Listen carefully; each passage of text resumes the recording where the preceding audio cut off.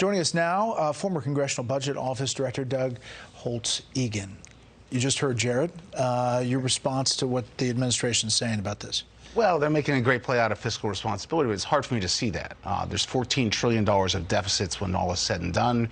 Deficits are above $1 trillion for the next 10 years. They're rising by the end of this. The debt relative to GDP is rising, goes up to 107%. None of that is good news. Neither does it look fiscally responsible. And there's another way to look at the fiscal responsibility, which is, why do you care about fiscal responsibility? You don't want the government encroaching on the vitality, the innovation, and the growth of the private sector. I think $2.5 trillion of tax increases and $1.5 trillion of new spending programs probably encroaches a little bit. That doesn't look too responsible to me. Republicans don't have a lot to stand on fiscal responsibility up on Capitol Hill in recent years. Agreed. Fair? Yeah, oh, more than fair.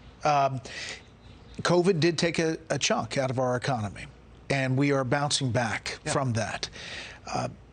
Can they make an argument that this is what's needed to lift up the economy, as Jared was saying there, on various different platforms? So the lifting up of the economy is happening. That's why we're getting the reduction in the deficit. That happens automatically, and I think Jared, I've known a long time, he talks a good game, but there's no real evidence that somehow they generated the growth that produced this revenue. That's the private sector, the vitality of the private sector. It's time to get out of all these government interventions, let the private sector do its job, go grow, stay out of the way. They got in the way with the inflation, that needs to be tamed, and certainly, I think if you look at the tax proposals in here, they're not the right thing for this time. They're not what they're advertised to be, and they're not particularly good tax policies. So this billionaire tax, they're pretending that we can just carve out 5 or 6 people, make them pay a ton of taxes, and it's not going to affect the economy. Why are we looking at those 5 or 6 people? Because they have a large amount of investable capital.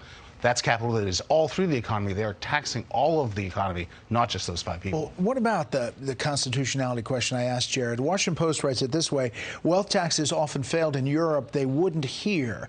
European governments made wrong choices, letting tax avoidance fester. First, Europe tolerates tax competition. Europeans also tolerated tax evasion to a foolish degree. European wealth taxes also included myriad exemptions, deductions, and other breaks, making the argument that this could actually work.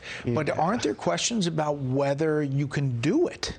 Yeah, let's take them in order. Number one, you have no chance of being liable for this tax unless you are worth $100 million. That's a wealth test. So it's about wealth. There's no way around it. A plain reading of the proposal says it is contingent on the amount of wealth someone has. So it's a wealth tax. I don't see how they can get around that. And I think the workability is really in question. You know, Jared waxed poetic about a tax fund you're going to pay into, a prepayment fund, and years later when you realize your capital gains, it'll be there.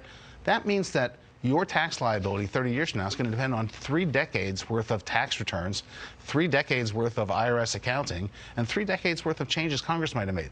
That's not workable. This isn't a realistic proposal. But politically, is it workable for the midterms for Democrats to say, hey, they're hoping billionaires don't pay their fair share? That's what we hear, right? Sure. I mean, they're trying to make the case that they're on the right side of the economics. Their track record's not great. They're hoping the proposals will save them. Last thing, it also includes a tax increase on businesses that'll give the U.S. a higher corporate tax rate than China, than other foreign rivals. If you look at the rates around the world, the proposal is 28%. China's at 25%. What does that mean for business? In the years leading up to the 2017 tax reform, we lost about 10 headquarters every year. And we went through these pitched battles over these, quote, Benedict Arnold firms and why they were not staying in the U.S. We weren't staying in the U.S. because the tax code was broken. After 2017, nobody left. Indeed, one firm that was planning to leave came back. We solved the problem, and now they're undoing the solution. I don't see why. Doug, we appreciate your time. Thank you. Fair and balanced.